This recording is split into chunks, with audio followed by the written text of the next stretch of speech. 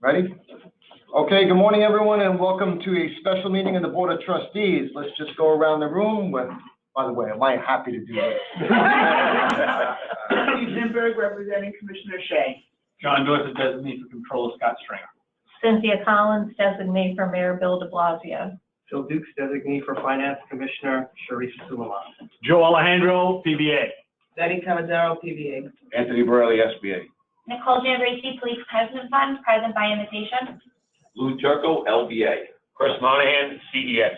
Kenny Sparks, DEA. Kevin Holleran, Police Pension, present by invitation. Bob Saskis, State Pension Fund, present by invitation. John Flynn, Police Pension Fund, present by invitation. Vincent Diaz, Police Pension Fund, present by invitation. Stanley Thomas, Police Pension Fund, by invitation. David Morris, PBA, present by invitation. Brad Sharp, PBA, present by invitation. Chris McGrath, PBA by invitation. Okay, John Adler.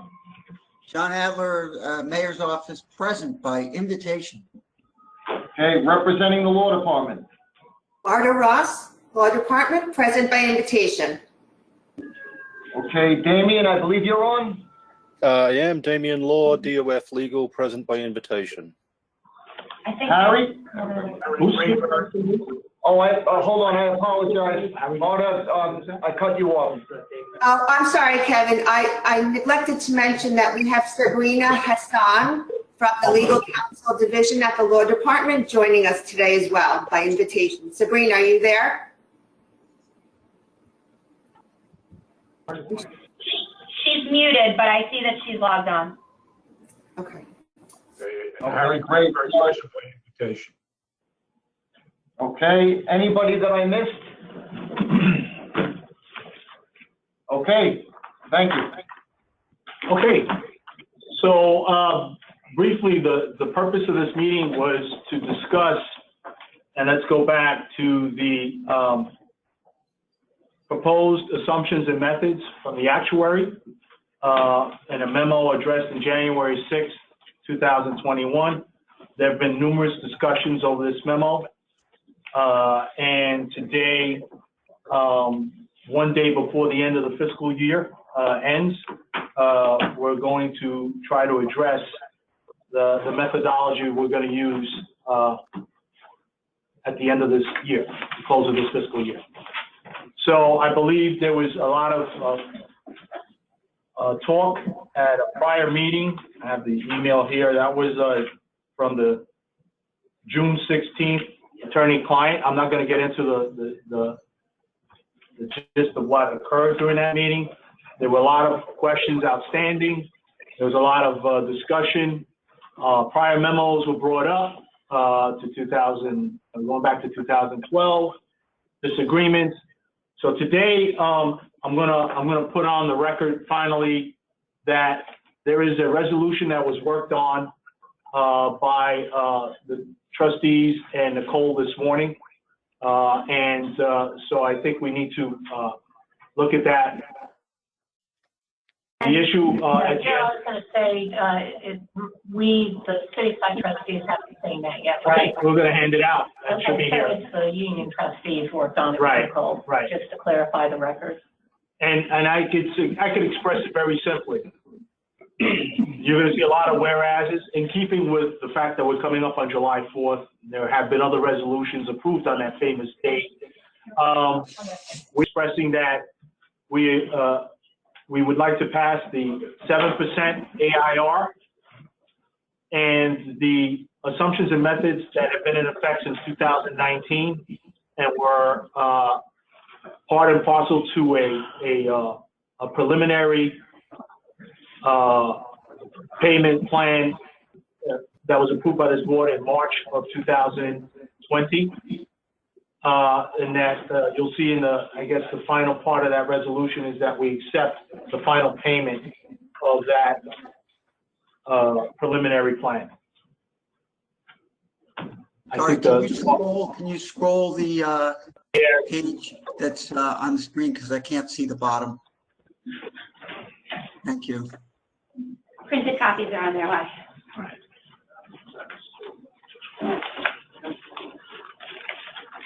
So John, the final, and I'll read it in, Yapa, do you need me to read the entire reso, or you just need the final? Okay, guys, I can't read it if you scroll in like that. Oh, I'm sorry. I was trying to make it bigger. Is that better? Okay. Shot of the resolution, John, is that we're directing the fund to accept the final month of the employee contribution under the March 4th, 2020 preliminary memo. And then this contribution will be adjusted or trued up in a subsequent payment after the actuary has adjusted the fiscal year 2020-21 contribution to reflect the correct AIR. Joe, just if I can address that, because this issue has come up at other boards. My understanding, and John Adler can correct me if I'm wrong, is that OMB has programmed the payments based on the final numbers that Sherry provided, and they can't adjust the computer program to make the payment based on the preliminary calculation. So you're saying that someone at OMB, this is the largest municipality in the United States, can press a few keystrokes and adjust everything that a 4-year-old kid could do on an Excel program, that they can't figure out a way to redo all their calculations, and we have to accept that based on the fact that they're in the Stone Age with their computer equipment. Is this what I'm being told by the city of New York? I'll respond. Yeah, I'll respond. John, were you giving me the Vulcan symbol, or was that a stop? No, that was a hand up. You know, like the hand up that you do in using the raise hand function, but I raised my physical hand. Okay. Okay. Are you recognizing me? Yeah, I'm recognizing you. I recognize you. So go ahead, John. Thank you. You're here as an invite. So, Joe, the answer to your question is no. The city is not prepared to pay the amount calculated in the preliminary memo. The city is prepared to pay the amount calculated in the final memo. And so all that has to happen to make this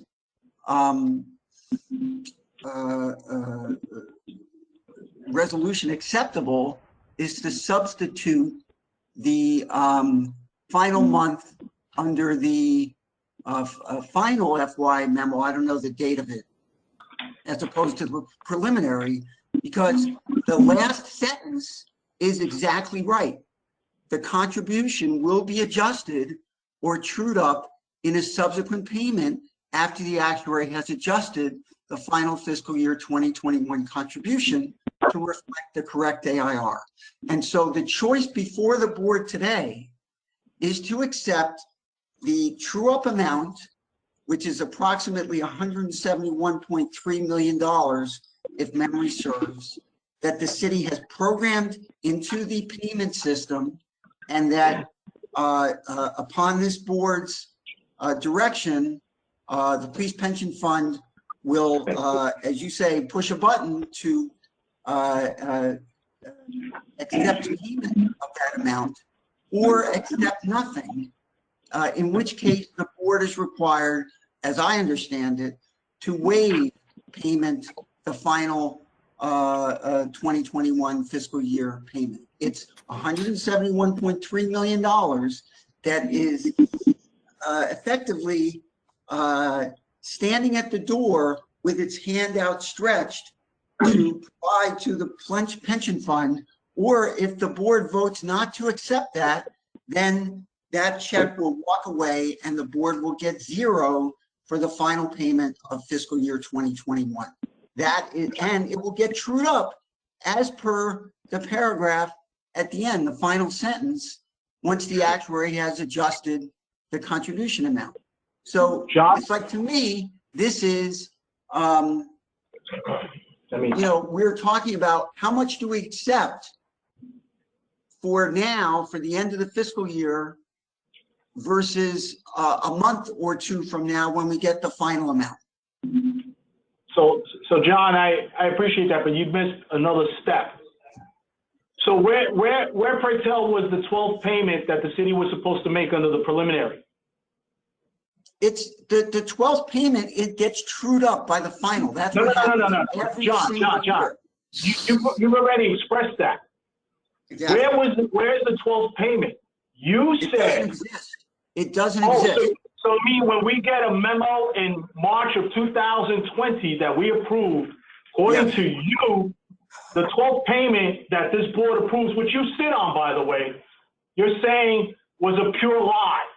No, I didn't. It's a preliminary amount. Where is it? Do you Where know is the it then? definition of preliminary? I also know what a Preliminary lie is. distinct from final. It's not a lie, Joe. It's Well, it's a preliminary. fiction. Excuse me, a Every fiction. single- Joe, we're talking over each other. Preliminary gets trued up every single year by the final, every year. So, and if and you can ask the staff of the fund if I am speaking the truth or if I am lying. Okay, what I'm saying is it's a fiction then. You come in with a memo. Well, now you're talking over me. You want to hear my answer or you want to talk over me? I do. I apologize. Okay. So 2020, this board approved a payment plan preliminarily. That should have included all 12 payments, not an 11th payment, not a 10th and a half payment, but all 12 payments. That's knocking at the door. That was knocking on the door in March 2020 when it was approved. Now you're coming in with, in my opinion, a fiction that says, you know what, that was false. You know, we really didn't intend to make that 12th payment. We're going to true it up, whether it was up or down. That's a fiction. And by the way, whose fault is this? I just want to know, here we are today, the 12th payment is due. We approved it in March of 2020, and you're saying now O&B can't recalculate it on the original payment that we approved in March of 2020. That doesn't compute. That doesn't make sense unless you were doing something that this board didn't know about. But I think that March 2020 payment is knocking at the door. It should have been since March of 2020. So don't come in here now as an invitee to tell me, no, that didn't exist. That really was a fiction, Joe, and O&B can't recalculate, and so you have to take the payment. You know what? Then I'm starting to think this has all been done in an underhanded way. Explain to me how they can't recalculate something. I bet you if the mayor said something different, they'd be able to recalculate very quickly.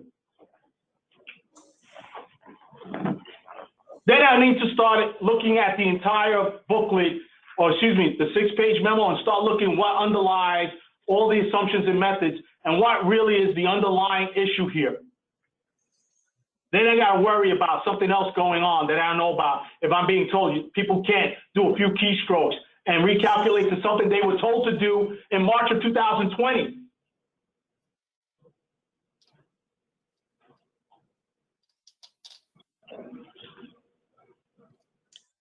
So I leave this resolution the way it is. This is what goes forward. This is what I'm prepared to vote on today. I'm not going with the nonsense argument. O&B can't do its job and do a few keystrokes and recalculate. Because I'm being told by people who are supposed to be some of the best in the country that they can't recalculate anything. And I'm talking about the actuary. I'm talking right now, I'm being told O&B can't do something. So I find this all ridiculous. This is the memo. This is the resolution. This is the one that I'm prepared to vote on today. If we're not going to do this, then we need to caucus. But I guarantee you, you're not going to get anything else today from us. So here's the point, just so everyone is very clear. There's nothing fictional about the preliminary contribution, final contribution process. It happens every single fiscal year. Every single year, there is a preliminary contribution process based on the experience and the assumptions and the methods that are in place at that time. Then there is a final contribution, which generally deviates from the preliminary contribution and represents a true-up to the preliminary. Happens every year. It has never in the past made the preliminary contribution fictional, and it has never, it isn't fictional this year.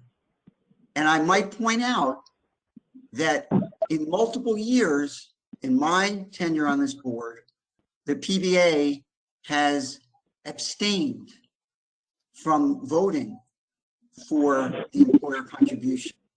That's irrelevant, John. That's irrelevant. Okay, I'm just pointing it out. Just pointing it out.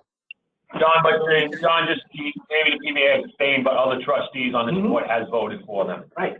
I absolutely agree. The superior officers and the city side have voted for those contributions, and that's why they have been approved by this board. I just want to point that out. But let me finish. Hold on. I sat and listened. I want to finish my point, because here's the key thing that each trustee needs to know, that if this is the resolution passed as is, the result will be that the Police Pension Fund Board gets 0 for its final fiscal year contribution. And I want to point out as well that Joe asked Nicole to find out what the other pension fund boards had done with the final fiscal year contribution. And I know, because I sit on those boards, and I know because the BRRS trustees sit on another board that I sit on and told me what BRRS did. So BRRS, NYCers, and teachers all approved the final employer contribution for the city for using the final FY 21 contribution memo. And they did that for the same reason that I am arguing today to this board, that they should accept the final FY 21 employer contribution that is ready to go. Because the alternative would have been to receive 0 from the city for the final fiscal year 21 contribution. That's what they did. Fire hasn't addressed it yet. Their board meeting is tomorrow. I urge you as fiduciaries to not accept this memo, which would be the equivalent of receiving 0. I urge you to agree to change the resolution to make it the final FY 21 contribution, so that we do not accept 0. I do not believe it is consistent with trustees' fiduciary duty to accept 0 as a contribution when the city is prepared to pay $171.3 million. And I will leave it there. So I just want to make two points. First, with respect to the numbers, it's unprecedented for us to get resolutions or even to get methods and assumptions with an AIR inconsistent with the law. So we are already in a place that doesn't exist. All right, that the one time in history where people talk about that this happened once before, there was an agreement with multiple parties before a piece of legislation even got introduced into Albany to change the rate to 7%, and that's almost a decade ago. We are in unprecedented territory where we're presented with two different versions of what we can vote on, both inconsistent with the law. And as a fiduciary, that's where I have the biggest problem, is that somewhere along the line, somebody didn't do their job, or some people didn't do their job. Whether it's the way the calculation was done inconsistent with the law, or whether the way that OMB plugs numbers into a spreadsheet. John, you're not saying this resolution right now is inconsistent. No. I'm making the point, though, Joe, that this is a comedy of errors. Sure. In New York City, the world's predominant city in the country. 22 years, I've never seen this. And it is very troubling to me from a fiduciary standpoint that we're presented with this situation. And that to me is really the thing that stands out. I also don't like the notion that if we don't take a vote today, that zero will come into the fund. Money will come into the fund. It will be at a, hopefully with, potentially with interest, I should say, but the city will make this fund whole, whether or not we take action today. I do want to say, I appreciate the efforts that went into this resolution. And I'm probably going to ask for a few minutes break before we take any action on it. But I do want to say, I do favor the approach that Mr. Adler actually put out of using the fiscal year 21 contributions with the that are based on 7%. But my trouble with those is the assumptions and I'm sorry, based on the 6.8. My problem is it's not the 7%. And the methods and assumptions may be appropriate, they may not be, but this is so troubling that we are in this predicament. And we knew about this predicament a month ago, and nobody could, in a month, recalculate the numbers. And I do not declare to know that I know how actuarial science works or what goes into the formula. But it is mind-boggling to me that a month later, we're still in the same position because no one can run the numbers based on a number consistent with the law. So I just wanted to make those points, and I'm sure we can debate this a little bit further on whether or not this is the right resolution. I do want to say this, though. I appreciate the labor side of the table coming up with a resolution and offering that up to the city side. However, we do have some, I don't want to speak for, I dare not speak for the city side when I say we may have some questions that we need to address with this. This is a very significant issue. It's not a significant issue as much as it's $100 and some odd million that's being transferred. That is a significant issue, but it's a broader issue. The notion that New York City would not make a pension payment is very troubling. And I think that's the piece that I'm thinking about now. And I do want to try to understand this a little bit better. And I may ask for a few minutes. I don't know if other people have questions regarding this resolution or want to make any statements, but John, I wanted to just put that out. John, I want to thank you for that. Labor did not approach this lightly. As I may say, we have had questions about this almost from the very beginning. Questions that have gone unanswered. There's been, in my opinion, no real answers to us to help guide us. But we came up with a resolution at the end that, in our opinion, is legal, in the sense that there is a 7% AIR legal, and that there are assumptions and methods that we're prepared to agree to today that have been approved by the board, which included the mayor's office, which included all the city side members to be involved in, and they approved the 2019 assumptions and methods. Okay? There's nothing here that was not approved by the board by vote. What I'm being told today, from what I'm hearing, is that there's not even the preliminary payment. This is what I'm hearing from the mayor's office. There's not even a preliminary payment which was approved by the board, including the mayor, in 2020. And I don't appreciate the tactic of saying there's zero at the door. There will be money at the door. It will be with an interest rate. Maybe the mayor doesn't like that, and I get it, but you've only had almost a year to be prepared for this, and now I'm told at the last minute there's not even a way for OMB to recalculate and everything, which they should have calculated in March of 2020. So I'm going to leave it at this. This is the resolution. This is what's on the table. And I have not heard anything to tell me anything in this resolution is illegal. So, you need a caucus? Yeah, I would request a slight 10 minutes, 15? Yeah, probably 10 minutes. Okay. So why don't we make it 15? John, are you able to caucus with John has to caucus with his principal, but did you want to caucus with Phil and I?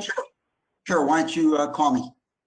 Okay, we'll call you. Okay, so what I'm gonna do is I'm gonna ask everyone, this is a public session, please mute the computer that you're on. This way, if anyone is listening in, they can't hear it, and we're gonna mute the boardroom. Okay. Yeah, we're gonna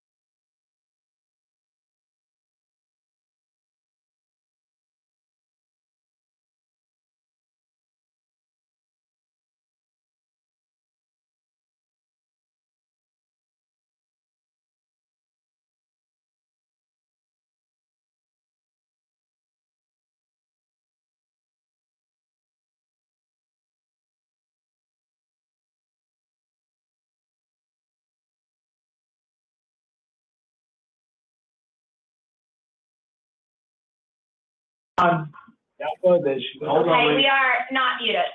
Okay, so we are Okay, back on the after record. a short caucus. All right, so after a short caucus, I do want to ask the CFO of Police Pension a few John questions. back on yet? We don't know. Adler? Yeah, An you know what? invitee, though. Let Yes, me, I'm here. Okay. Sorry, I was muted. I think before we do this, let's just make sure, because we've had this issue in the past. All right, so we got everybody in the room. John Alba, I just heard you. Harry, you're on? Come on. Marta? Okay, Marta?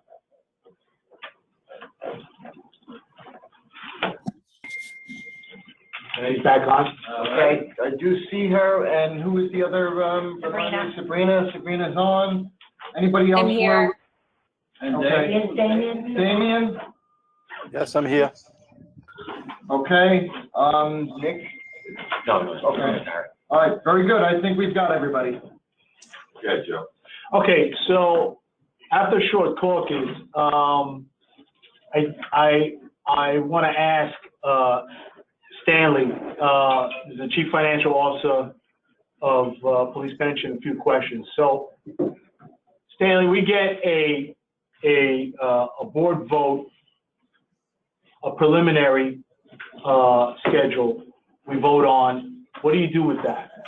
So once the board approves the preliminary employer contribution, we go ahead and create a PO in FMS for the full amount of the preliminary employer contribution. So for this past fiscal year, it was $2.5 billion. And the way it's set up is, so the entire fiscal year, all 12 months are entered into FMS in that PO. So the way we process is we take that full amount. In this case, it was 2.5 billion. We divide that by 12, and then in this fiscal year was $200 million. That was processed for the first 11 months of the fiscal year. And that was budgeted in already. Yep. Now, that final payment, that's already budgeted in. That should form the basis for any potential true-up, correct? Correct, because All right. that also includes the 12th month. That includes the 12th month. When the true-up is promulgated and the board votes on it, what do you do then? After the board approves the final employer contribution, depending on what the true-up amount is, we'll put in an adjustment to that original PO and process that last 12th month of the fiscal year. So if there was an additional amount, that would go on top of the $208 million, or whether that was a reduction, that would be reduced from the $208 million. Yeah. In this case, what was it, 170? Yeah. So plus or minus whatever the true-up might be, based on the final employer contribution, that adjustment is put in. So that would be the 171 million that we've been, but that was predicated on the 12th payment of the preliminary, and then any amount adjusting that preliminary payment, right? Okay. Thank you. Well, can I just, it's actually, if I might, and Stanley can correct me if I'm wrong, I don't think it's based on the 12th month. Sorry, I realize my video's not on, so let me put my video on. I don't think it's based on the 12th month of the preliminary. It's based on the difference between the preliminary and the true-up, or the preliminary and the final. And so that's what the 12th month consists of. And so it could be more than the original preliminary, or it could be less, depending on whether the true-up is more or less. Isn't that correct, Stanley? It could be plus or minus. So I'm going to use an example for this fiscal year, right? So the monthly amount is $208 million, right, every month. So we process that for the first 11 months of the year. What the practice is, once we get the employer contribution, it'll basically tell us what the last month of the payment is. So it'll be a true-up. It'll be plus or minus that 208. In this example, it was 170 is the number. Around that number is what the final employer contribution memo stated. But when we put the original PO in, we accounted for 12 months of the employer contribution. So that should already be in FMS accounted for, right? So that's the way I kind of process the PO. So we incorporate the entire fiscal year, no matter what the true up is. At least the city side or all OMBs who I work with, they'll know, you know, the entire expected or estimated amount that they would have to pay out. So Stanley, you don't look at the 12th payment as a zero. You look at the 12th payment as you originally processed it upon approval of the board as a 12th payment. And then the expectation is that whenever the board votes on the true up, you will adjust that final payment one way or another. You don't start at zero. No, so today, this year's example, we got the memo from OMB, but I did not process that 12th payment because I did not get the board approval for that final employer contribution, which is why the June's payment did not get processed, which is the practice. So my question is, so June is considered the 12th month? Yes. It's not, okay, so, okay. It's the end of fiscal year, right? Yeah, no, I just wanted to make sure that I'm understanding this correct. So if we were to take any action today, and I'm optimistic we'll take some action, then theoretically, July and potentially August may have numbers that would get trued up in September. So those July numbers and August numbers are based on the preliminary numbers for fiscal 2022, which is a separate memo that came from the actuary's office. But the discussion today was the employer contribution for the fiscal year 2021. So and because we would need to, we would want to process that before the end of the fiscal year, which is tomorrow, which is why I guess the agenda for this meeting. In other words, we still have time to discuss the 2022 preliminary payment schedule based on other I guess, questions that we may have. But once it's approved by the board, then you will process that preliminary on a 12-month basis.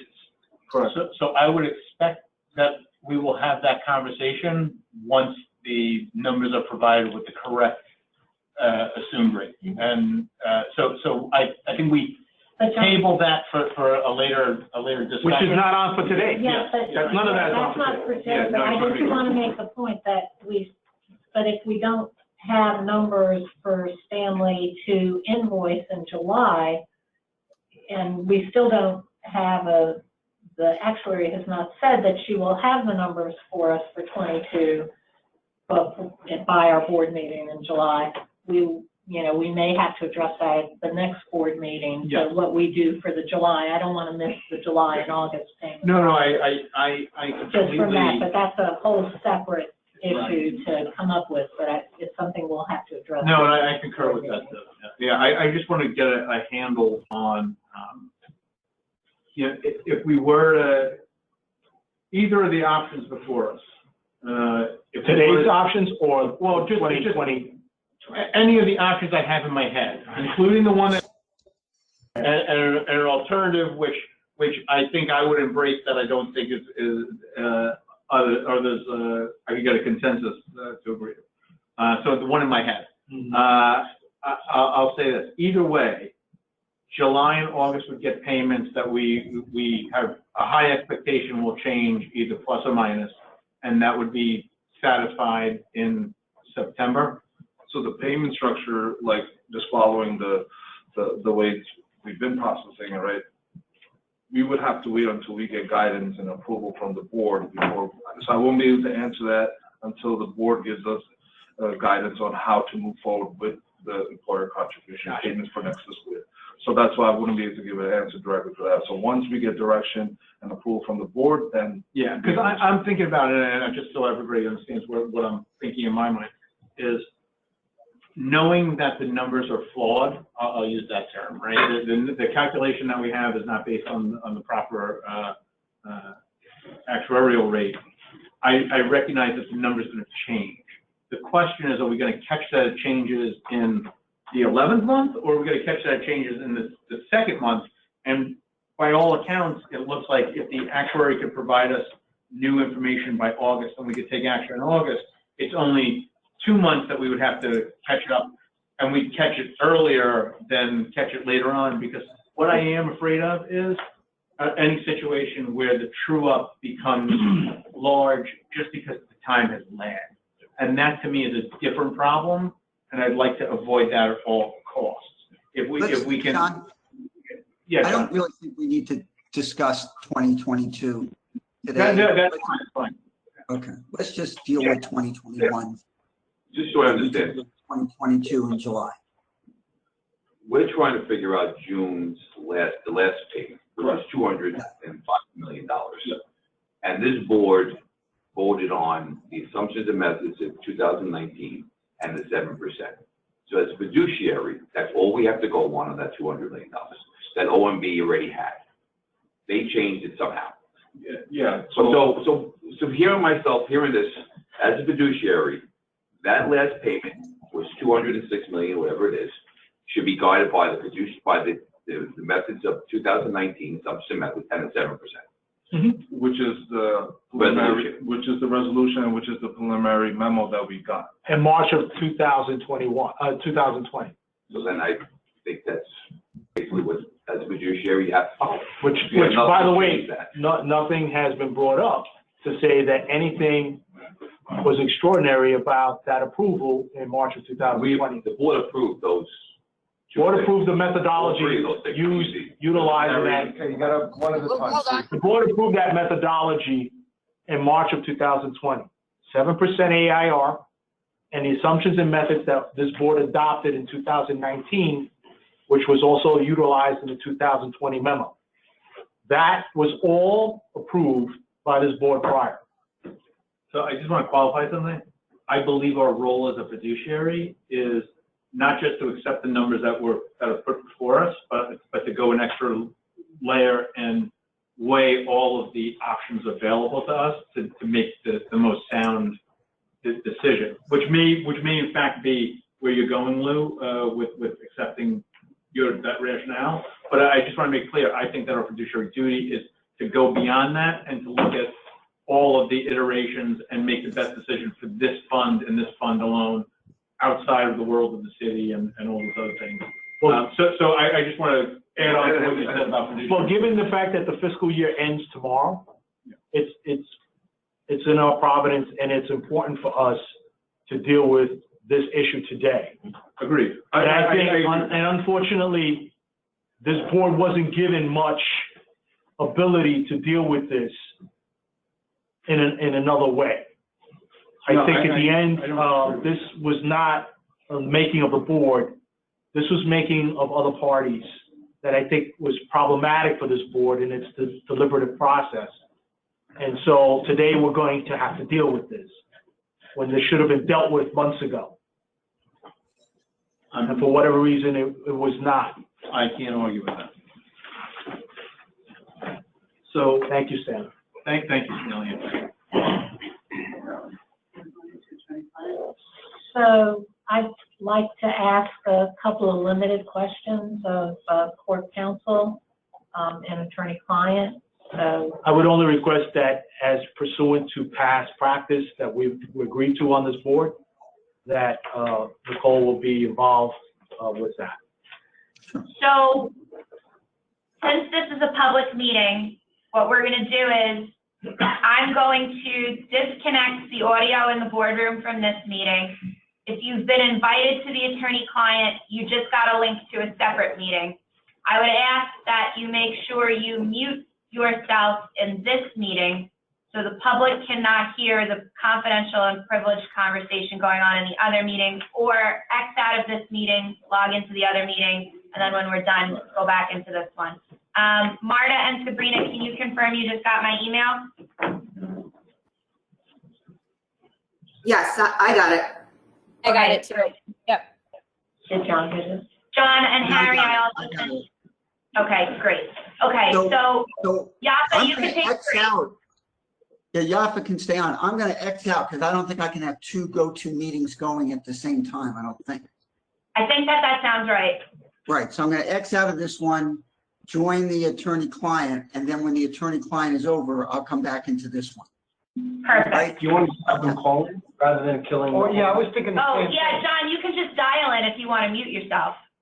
Oh, I can dial in using the telephone number. Okay, I'll do that. Then Yeah, that's fine. Jamie and Marta, Sabrina, you can all do that as well. Okay, all right, so let me mute Just give myself. me a minute, Okay, Seth. all right, talk to you soon.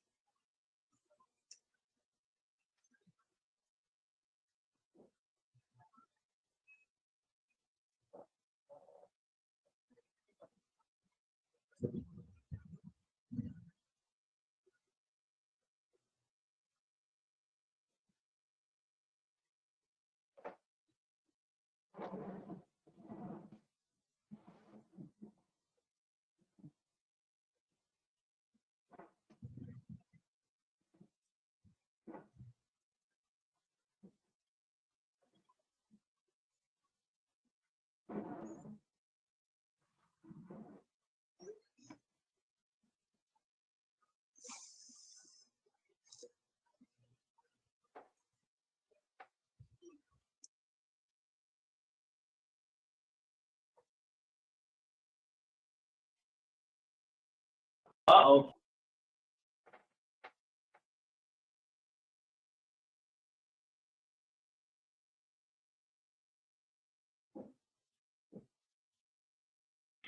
Can you hear us? Yes. Okay, so We got everybody back. Damien, have you back on? Yes, I'm here. All right, Marta?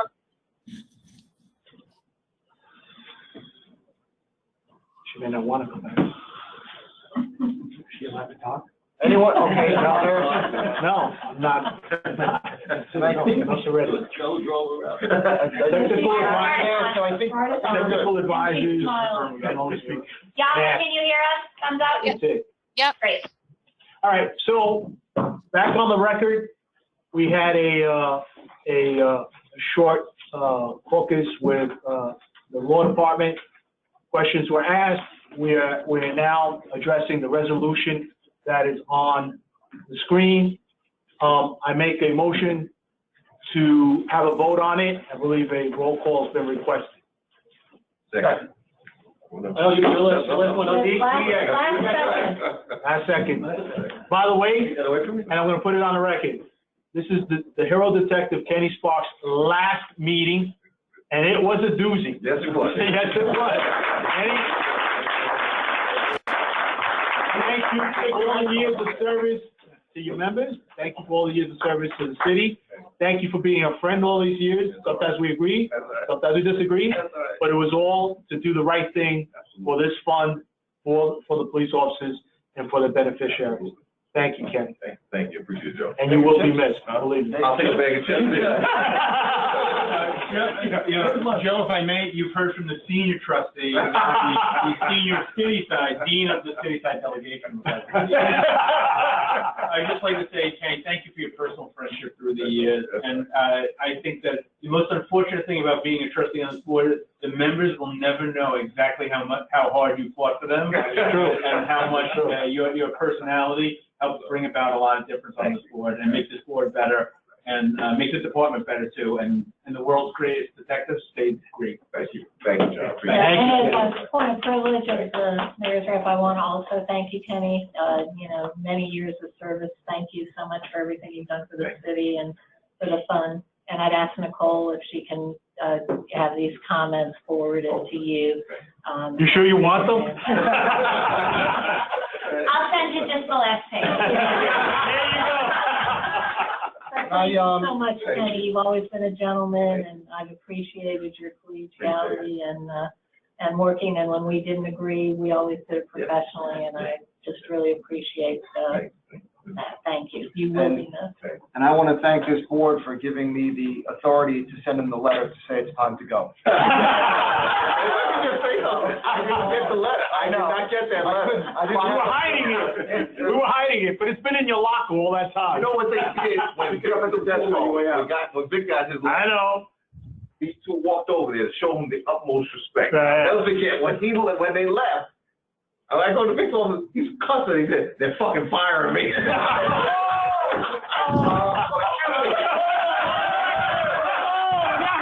was fingers cramped up by it. I'm sorry. That's not on the record. Please don't. Wait, that was the record. That was a quote because I don't ever hear you put it. That's pretty interesting. I like this, Kenny. Okay, we're back on the record now. Back on the record on a serious note, Kenny, I met you quite a few years ago at the medical division, and it has been my pleasure to deal with you ever since. You're just a true gentleman, always looking out for the best interest of everyone, and very easy to deal with. The members were well served. Actually, Kenny, you're getting all these accolades. I know when I leave, there's going to be a party. But anyway. All right, so there's been a roll call vote requested. So, Kevin? Okay, PBA? PBA votes yay on the resolution. DEA? Yes, on the resolution, yes. SBA? Yes. LBA? Yes. CEA? Yes. Commissioner of Finance? No. Mayor? No? Controller? Before I vote yes, I just want to say I am extremely troubled by the fact that we were left in this position. I think weighing all of the merits of the resolution that's before us, while I am not thrilled with the final outcome, I feel that's the most appropriate, weighing all of the options that were before us. And the fact that it's based on the 7%, which is the law, makes me comfortable to vote in favor of this. But I would also, while I cast this vote, encourage the actuary to recalculate the final payment based on the 7% AIR as quickly as possible, so that we can provide a true up to the city and rectify this situation as soon as possible. And again, I don't appreciate this vote for the way that it was for the way that it was thrust upon us as a board. But I think that it's the right decision for this fund, and with that, I'm voting yes. Okay, and the police commissioner? No, also in consideration of everything that was said and also the law department's opinion. Okay, the motion carries. So moved. And I would add one more thing to this record, that considering that this board has requested further work by the actuary, I believe the actuary should take notice of the collegiality of the board and all the boards in the past that have had discussions with prior actuaries with regards to assumptions and methods and any of the other work that came out of the actuary's office. And that was missing in this time around. And I think there's been a serious issue questioning the final results here. So, and I think that's pretty much an agreement why we're here, because there was not a lot of discussion done with the stakeholders in the pension funds. And that ends my comments. So with that, Make a motion to adjourn? I will make a motion to adjourn, but I'll let Kenny. Kenny could close it out. Let's just adjourn. Other than controversial nature, adjourn. Thank you. Okay, so Thank you, everyone.